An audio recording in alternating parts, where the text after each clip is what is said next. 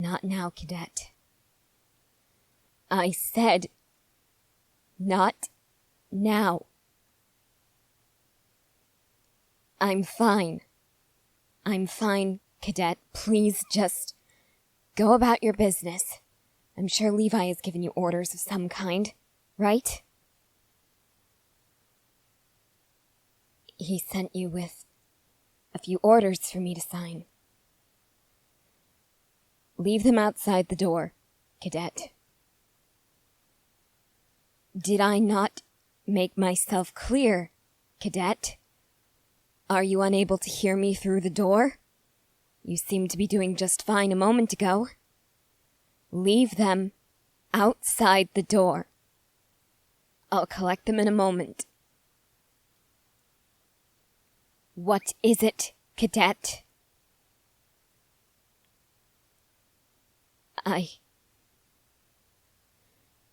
I don't know what you think you hear, but I'm fine. Do you understand me? I'm fine. Are you happy now? I thought I'd locked the door, but apparently I didn't. Are you happy now? That you get to see me like this?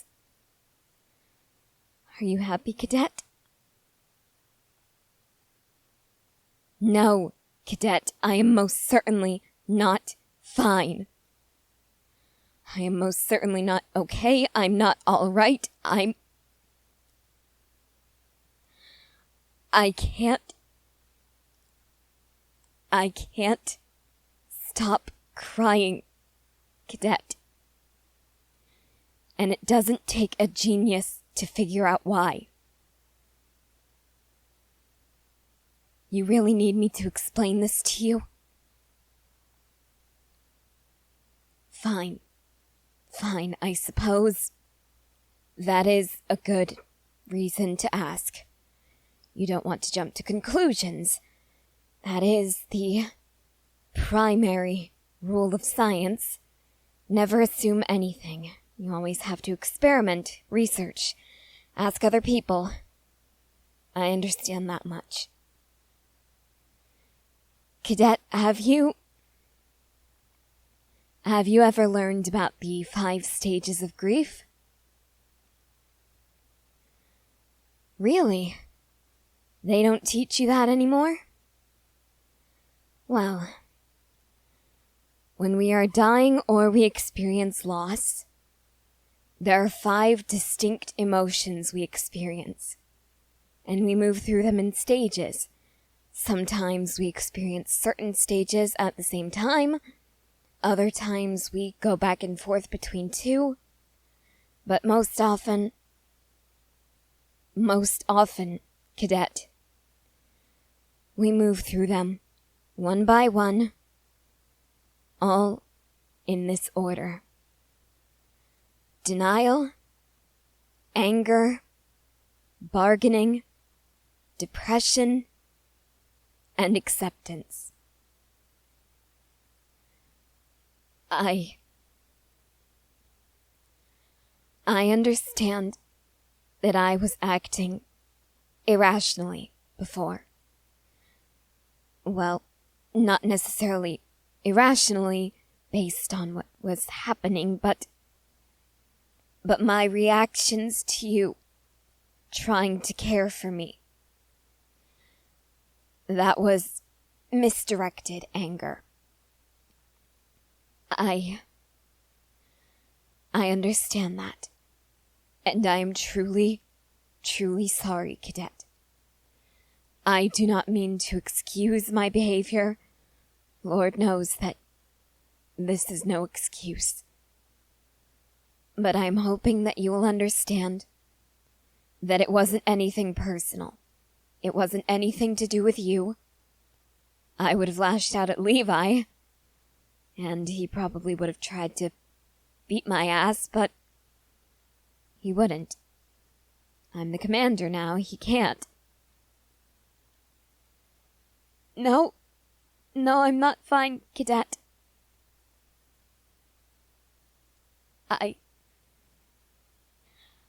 I am not fine. I don't know. I don't know if I want to talk about it. I don't know if I even can. Yes, that would be wonderful, Cadet. If you could at least sit with me a while. Yes, Cadet, I seem to be experiencing both anger and depression as a result of my grief now. I don't know. I don't know if I need anything or if I just want you to sit there with me. I don't know, but thank you. I do appreciate it, even if I can't easily show it right now. Thank you, Cadet. I think I would like to talk about it a little, if you're sure you're up for hearing it. All right, then. You know how much Moblit and Erwin meant to me. You know that I was close with both of them, and that seeing you taking care of me, it reminded me so much of Moblit that I lashed out at you when I wanted to lash out at someone who is dead now. I wanted to lash out at the boy who killed him. And I'm sorry that I took that anger out on you. I am. You know that I was close to them. And ever since I became commander, I feel like some kind of monster, Cadet. I feel like I should be the one buried and rotting in the ground instead of them. Moblit died, saving my life. Erwin died, saving all of us. I feel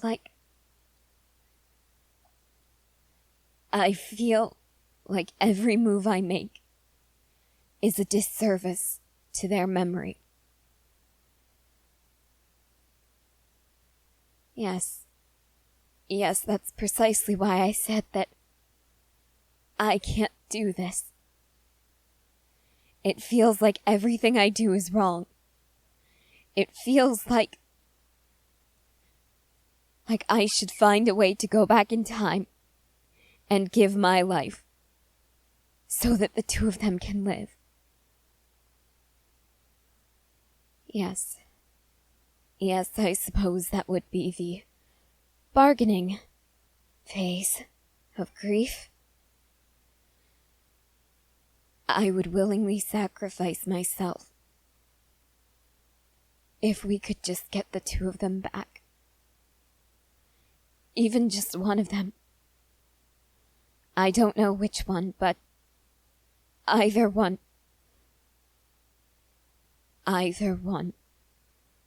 would do more for humanity and more for the Survey Corps than I ever could. Why shouldn't I say that? It's the truth. You and I both know it. There is a reason people think that I am insane. There is a reason no one takes me seriously. Erwin was always taken seriously. He was taken so seriously that he was labeled as a criminal for a while. And Moblet, he always had to look out for me. He always had to take care of me because I was acting like a child. I was always on the brink of getting myself killed. Either one of them would be better than me. What makes you say that, Cadet? Really? You think that this is just my grief talking? Let me ask you something. How come you aren't as ripped apart by this as I am? How do you... I am not asking this as an accusation or in a disapproving manner. I genuinely want to know. Because if I am this consumed by my grief, if my grief, my anger toward the world and myself, my sadness and everything else that comes before acceptance, if all of that is going to be getting in the way of my duties to the Survey Corps now, I need to know. How do you sleep at night?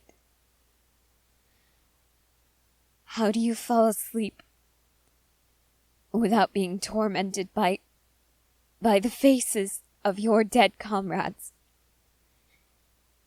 and by the memories of their screams? How do you sleep?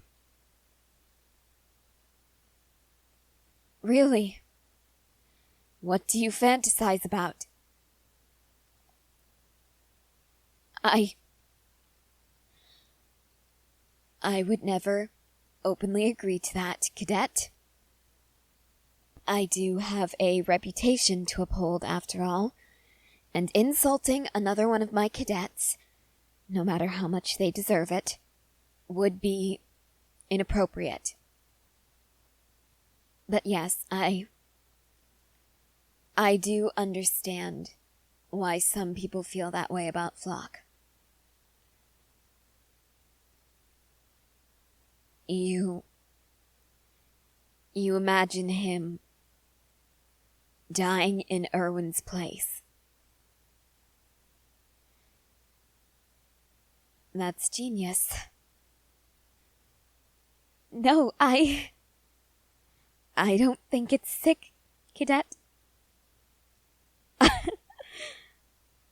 I actually think it's almost funny, Cadet.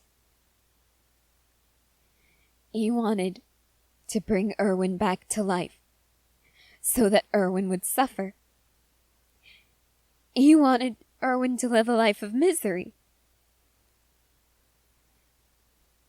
So I think that it would be nice if he had died, so that he couldn't run his mouth like that, so that he wouldn't continue to harass the other cadets, specifically Cadet Arlert. Yes, I suppose that would be quite amusing if he finally used his powers to harm someone, specifically Flock, but that's beside the point, Cadet. Cadet, I'm not sure I do have a point. I'll have to try that. I think that could help. Really? You know something else that might help me? Well, I suppose it couldn't hurt to try, could it? After all, this is the worst I've ever felt. Following the death of one of my comrades. Following the death of dozens of my comrades. Hundreds, even. I don't think I could feel much worse. So whatever you think will help me right now, give it a try, okay? I'm not sure I should be completely open to that, Cadet.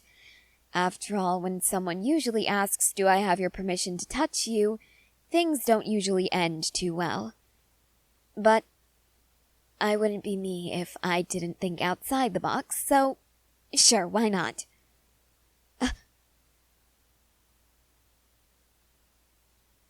Yes. Yes, Cadet, I think this is helping. No, if it wouldn't bother you, I'd like you to keep holding me like this. And if you're comfortable with it,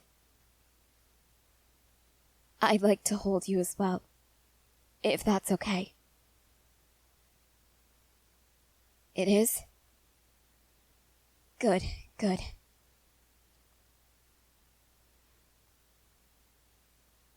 Why does it help me? Holding you like this, I can hear your heartbeat.